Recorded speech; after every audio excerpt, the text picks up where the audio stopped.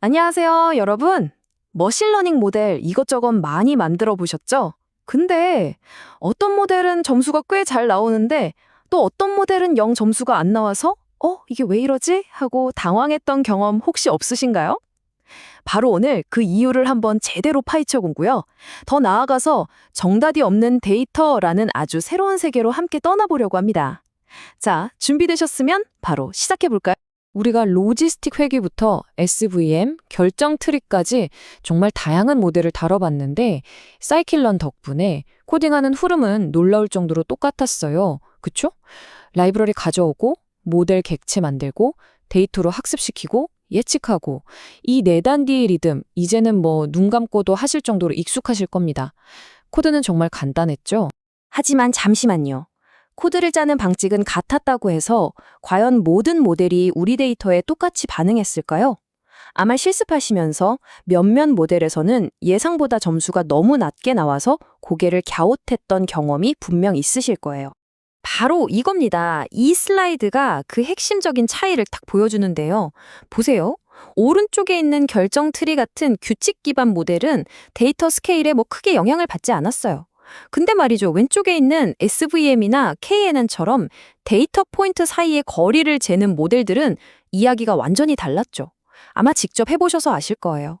전처리, 그러니까 스케일링을 안 해주면 모델 성능이 정말 말도 안 되게 떨어지는 거 다들 경험하셨죠? 이럴 때 등판하는 해결사가 바로 스탠더드 스케일러입니다. 왜 이게 중요하냐면 각 피처마다 단위나 값의 범위가 막 제각각이잖아요. 나이는 두 자릿수, 수입은 막 몇 천만 단위. 이걸 그대로 두고 거리를 재면 수입 같은 큰 값에만 모델이 휘둘리게 되거든요. 스탠더드 스케일러는 이 모든 피처들이 공평한 출발선에 서서 거리 계산에 똑같이 기여하도록 만들어주는 아주 필수적인 작업인 거죠. 자, 그럼 잠깐 화제를 돌려볼게요. 지금까지 우리가 풀었던 모든 문제는 정답, 그러니까 타겟 변수가 명확하게 있는 지도학습이었어요. 이게 스팸 메일인지 아닌지, 이 고객이 물건을 살지 안 살지처럼요.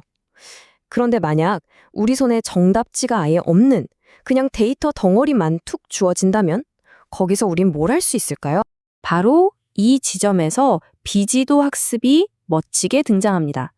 정답을 맞히는 게임이 아니라 데이터 자체에 숨어있는 구조나 어떤 패턴, 비슷한 것들의 무리를 스스로 찾아내는 기술이죠. 이 슬라이드에 보이는 것처럼 고객들을 비슷한 그룹으로 묶어보는 클러스터링이라든지 복잡한 데이터를 핵심만 남기고 압축하는 주성분 분석 같은 것들이 대표적인 예라고 할 수 있습니다. 그럼 오늘은 비지도 학습 중에서도 가장 직관적으로 이해하기 쉬운 클러스터링에 대해서 한번 깊게 파고 들어보겠습니다. 말 그대로 데이터를 의미 있는 덩어리, 즉 클러스터로 묶어주는 작업이라고 생각하시면 돼요. 클러스터링 하면 딱 떠오르는 대표 주자가 바로 K평균 알고리즘인데요. 이게 작동하는 논리가 생각보다 아주 간단해요. 자, 네 단계로 한번 볼게요. 첫째, 일단 우리가 몇 개 그룹으로 나눌 건지, 즉 K 값을 정해요. 그리고 그 K개만큼 중심점을 아무데나 그냥 툭툭 찍습니다. 둘째, 이제 모든 데이터들을 보고 어디 중심점이 제일 가깝지? 하고 각자 제일 가까운 중심점에 가서 붙습니다. 셋째, 그렇게 모인 데이터들의 딱 중간 지점, 평균 위치로 중심점을 쓱 이동시키는 거예요. 마지막으로 이 중심점 위치가 더는 안 바뀔 때까지 2번, 3번 과정을 계속 반복하는 겁니다. 간단하죠? 이 그림이 방금 설명드린 과정을 아주 잘 보여주고 있어요. 처음에는 완전 엉뚱한 곳에 찍혀 있던 중심점들이 데이터를 따라 점점 이동하면서 데이터가 가장 빽빽하게 모여 있는 곳으로 스스로 찾아 들어가는 모습. 정말 신기하지 않나요? 꼭 자석처럼 주변 데이터들을 끌어당기면서 최적의 자리를 찾아가는 과정이라고 보시면 됩니다. 클러스터링이 얼마나 강력한지는 이 전과 후 사진을 보면 바로 와닿습니다. 왼쪽을 보세요. 그냥 무질서하게 흩어져 있는 점들일 뿐이죠. 그런데 K평균을 적용한 오른쪽을 보면 와, 세 개의 뚜렷한 그룹으로 완벽하게 재탄생했습니다. 우리가 어떤 정답도 알려주지 않았는데도요. 이건 데이터가 스스로 자신의 구조를 우리에게 보여준 겁니다.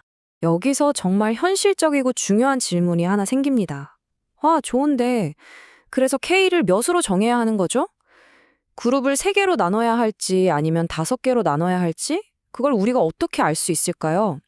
이건 클러스터링을 할 때 누구나 부딪히는 가장 큰 고민거리 중 하나예요.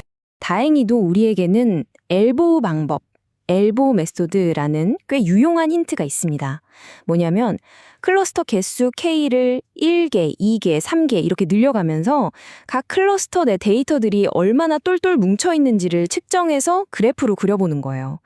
그럼 이 그래프처럼 처음에는 K가 늘어날수록 뭉침의 정도가 확 좋아지다가 어느 순간부터는 K를 늘려도 그 효과가 미미해지는 지점이 나타나거든요. 바로 저 팔꿈치처럼 꺾이는 부분. 저기가 가장 효율적인 K값이 될 가능성이 높다는 강력한 신호입니다. 자, 그럼 이론은 이쯤 하고요. 실제 데이터를 가지고 이 개념을 한번 적용해 보겠습니다. 한 은행의 마케팅 데이터셋을 사용해서 그 안에 숨어 있는 고객 그룹들을 한번 찾아내 보도록 하죠. 우리가 분석할 데이터는 대략 이런 모습입니다. 고객의 나이, 계좌 잔고, 이번 마케팅 캠페인에서 몇 번이나 접촉했는지 같은 정보들이 쭉 들어있죠. 물론 클러스터링을 돌리기 전에 이 모든 피처들을 아까 배운 스탠더드 스케일러로 공평하게 표준화하는 작업을 당연히 거쳤습니다. 자, 그렇게 K평균 알고리즘을 실행했더니 이 차트에서 보시는 것처럼 전체 고객이 총 6개의 그룹으로 나뉘었습니다. 어떤 그룹은 고객 수가 엄청 많고 또 어떤 그룹은 상대적으로 수가 적네요. 그런데 이것만 봐서는 각 그룹이 도대체 어떤 특징을 가진 사람들인지 전혀 알 수가 없죠. 바로 여기가 데이터 분석의 진짜 재미, 해석의 단계입니다. 이렇게 히트맵 같은 시각화를 통해 각 그룹의 정체를 파헤쳐보는 거죠. 이 슬라이드를 한번 보세요. 예를 들어 클러스터 0번 그룹을 보니까 30대에서 40대 고객들이 압도적으로 많네요. 반면에 클러스터 4번 그룹은 45세에서 60세 사이의 고객들이 집중적으로 모여 있다는 사실을 한눈에 알 수 있습니다. 우리가 시키지도 않았는데 알고리즘이 알아서 나이대별로 고객을 분류해준 셈이죠. 이 모든 과정을 겪고 나니 두 학습 방식의 근본적인 차이가 확 와닿지 않으세요? 지도학습이 우리가 이미 알고 있는 질문에 대한 정답을 찾는 과정이었다면 비지도학습은 데이터 뒤에 숨어서 우리가 미처 생각지도 못했던 새로운 질문 자체를 발견하게 해주는 뭐랄까 미지의 세계를 탐험하는 것 같습니다. 오늘 우리는 은행 고객 데이터에서 숨겨져 있던 의미 있는 그룹들을 찾아냈습니다. 그렇다면 여러분이 지금 가지고 있는 데이터, 매일매일 마주하고 있는 그 수많은 숫자들 속에는 과연 어떤 흥미로운 패턴과 구조가 발견되기를 간절히 기다리고 있을까요? 이제 여러분이 직접 그 탐험을 시작해 볼 차례입니다.